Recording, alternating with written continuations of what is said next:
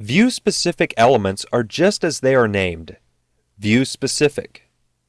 They only display in the view in which they were created.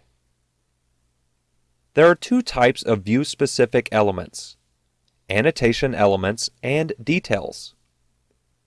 Annotation elements are two-dimensional components that document the model, such as tags and keynotes.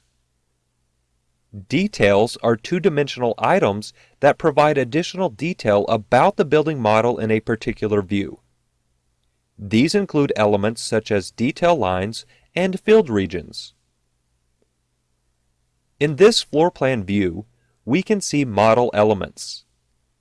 I'll open the 3D view under HVAC in the project browser by double-clicking the view. Then I'll type WT to tile the views and ZA to center the views. As you can see, the same elements appear in each view. When I select an element in one view, it is also selected in the other view. Now I'll switch to the Annotate ribbon.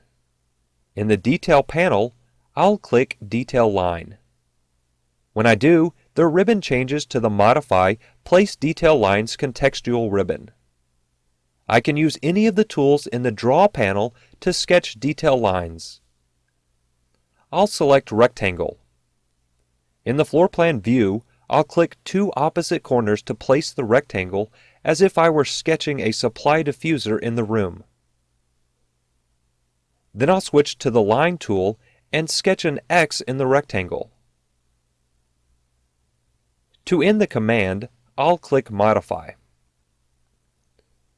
As you can see, it appears I have a supply diffuser in the room now. But when I zoom into the location in the 3D view, there is not a diffuser in this location. Detail lines are detail items and only appear in the view in which they were created. You should not use detail items to create model components in the model. They will not schedule and will not appear in detail views such as sections and callouts. In order to take advantage of Revit, you should only use detail items to show additional detail in certain views that is not needed in other views. You can also use detail items in drafting views to create details. Next, on the Annotate ribbon, in the Text panel, I'll click Text. I'll click in the floor plan view to start the text and then type text. I'll click Modify to end the command. Once again, I've placed a view-specific element. This text only appears in this view.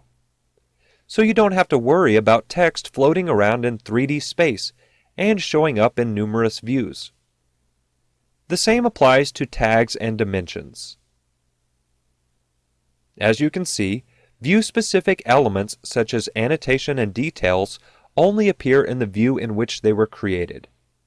By using these elements properly, you can add additional detail and document your project in the way you desire.